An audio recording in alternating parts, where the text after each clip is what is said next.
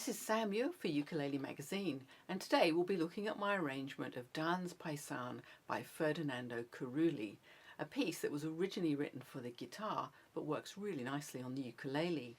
The notation is arranged for high G tuning, which is what I'll be playing today, but I've included the tab so you can also play this with low G tuning or on a baritone. And if you play a baritone, then you'll actually be playing in the original key of G major. I've included chord boxes in order to show you the harmonic structure of the piece. Now, harmonic structure is just a fancy way of saying the chord progression. So if you have a quick look at the music, you'll see some very familiar chord shapes such as C and G7. And as we play through the piece, you'll see how Carulli has taken notes from these familiar chords to create a piece of classical music. So think of the chords as the building blocks of the piece, and they're there just as a reference or guide. The piece is in 3 sections, and each section is 8 bars long. Sections are a little bit like paragraphs in a longer story, and we can break each paragraph down into 2 4-bar phrases or sentences.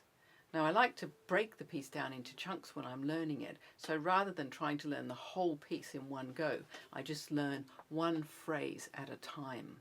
Before we dive in, I want to explain the finger-picking indicators that I've used in the score. So thumb is indicated by the letter P, which comes from the Spanish word pulgar, and then I is index finger from indices, M is middle finger from medio, and A is the ring finger from annular. So P, I, M, and A. This is the picking hand. And then the stopping hand fingers are 1, 2, 3, and 4.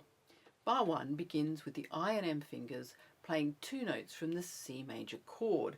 So I don't actually need to hold down the whole chord because I'm just playing the open C string and the open E string. And the index finger is going to play the C and the M finger is going to play the E.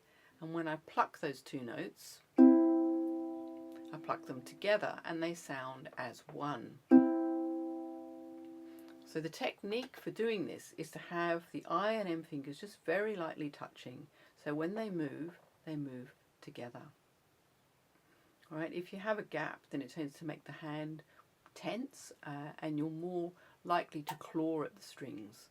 All right, so we're going to aim to sweep the strings to create a beautiful sound. After the C dyad, the thumb plays the open G. And you'll note throughout sections 1 and 2, this open offbeat G keeps recurring. And so it acts as a pedal in the bass. So we've got dyad, pedal, dyad, pedal. In bar 2, we also have dyad followed by pedal, dyad followed by pedal, but this time we're playing 2 notes from the G7 chord. So I've got my first finger on the F and my second finger on the D. Now my dyad and the pedal, dyad and pedal. Moving into bar 3, I release fingers 1 and 2 because we're back to the C dyad and the pedal. And now we have something different. We have a little bit of melodic interest. So we have the notes F, E, and then in bar 4 falling to D. So make sure you bring out the melodic notes as you play them. F, E, D, and then in bar 4 we have the pedal, and now we have a G on the 2nd string followed by the open G pedal. Now if you look at the tab in bar 4, you can see that I've moved the G's from open to the closed G on string 2, that's our melodic G, and then back to our pedal G. Okay, so although technically they're the same notes, I'm trying to create a different feel. And I'll just play that bar 4 for you. So now moving into bar 5, you'll note that's the same as bar 1. We're back to our C dyad and pedal. Bar 6 is the same as bar 2, the G7. bar 7 starts off the same as bar 3, and here we have another little melodic figure. This time the F falls to D, and that's going to lead us to the final note in this section, which is our tonic note, C. So you'll note at the end of the section there's a repeat, so we're going to go back to the beginning, and let's just play through that together slowly now. Here we go. So the C dyad, G7 dyad, and the C dyad, and now the little melodic figure, F, E, D. Back to the C dyad, and the G7 dyad, C dyad, and the melodic figure based on the G7, and then falling to the tonic of C.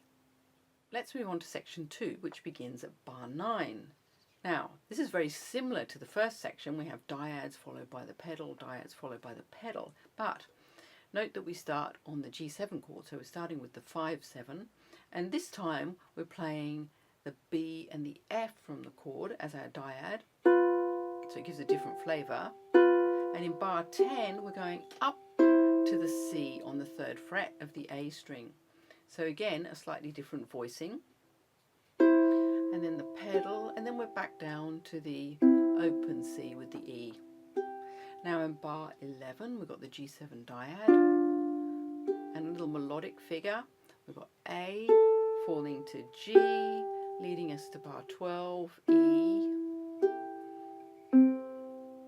Bar 13, same as bar 9. Bar 14, same as bar 10. Bar 15, same as bar 11. And then finally, to end this section, we have the C and E dyad, our tonic dyad, that's bar 16. So once again, let's just go back and do the repeat. So I'm going to play from bar 9. Here we go.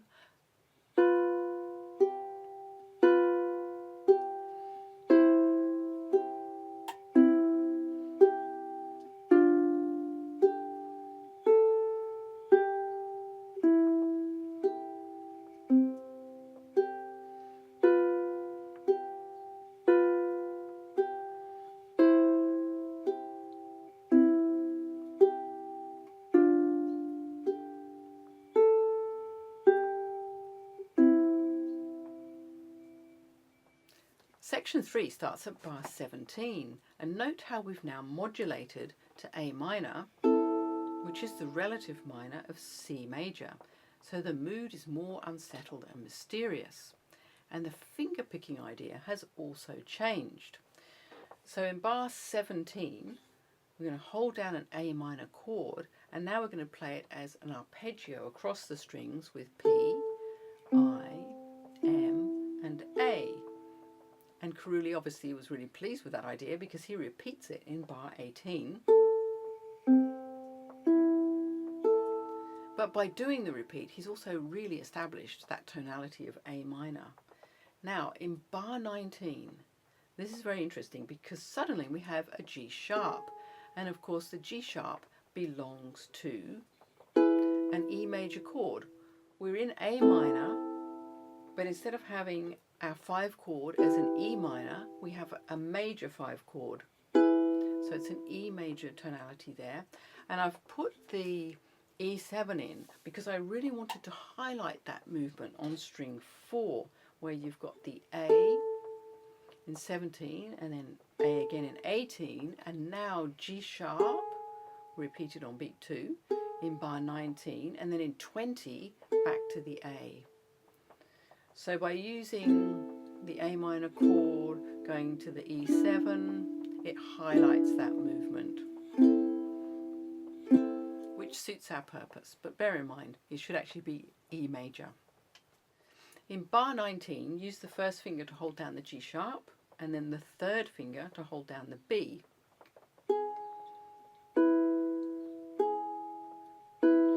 And now for bar 20, we're going to slide that shape up 1 fret. So we now arrive on the A minor, but with the higher voicing, Note the C on the first string, which is then released. So we have the open A and E. Bar 21, not much happening. We've just got D, E, D, E. I call this a treading water bar, and it's as if Carulli is just taking a moment to decide where to go next. And in 22, we've got C and E. He's hinting at C major. He's toying with us a bit, because then he goes to A on the second beat. So we're still in A minor. And then in bar 23, we've got our E, leading to A minor again. So we complete that section in the key of A minor. So let's play through the repeat now slowly. So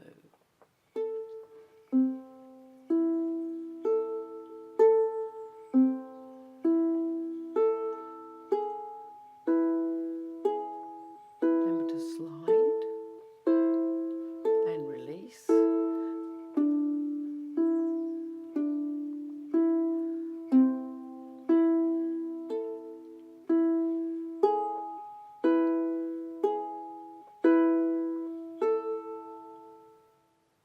Note the DC fine at the end of bar 24, and that's telling you to go back to the beginning and play all the way through until you see the word fine, which means finish in Italian, and that's at the end of bar 16.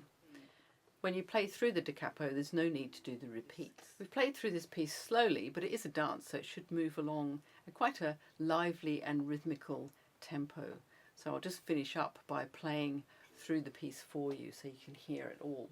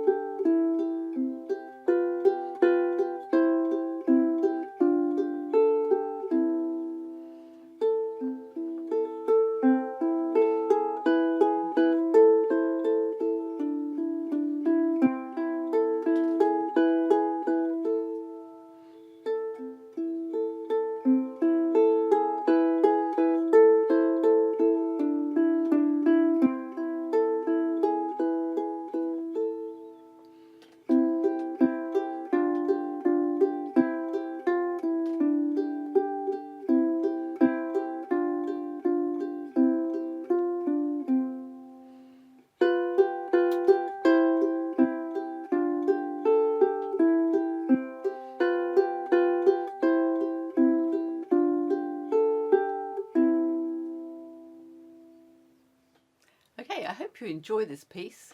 This is Sam Muir for Ukulele Magazine.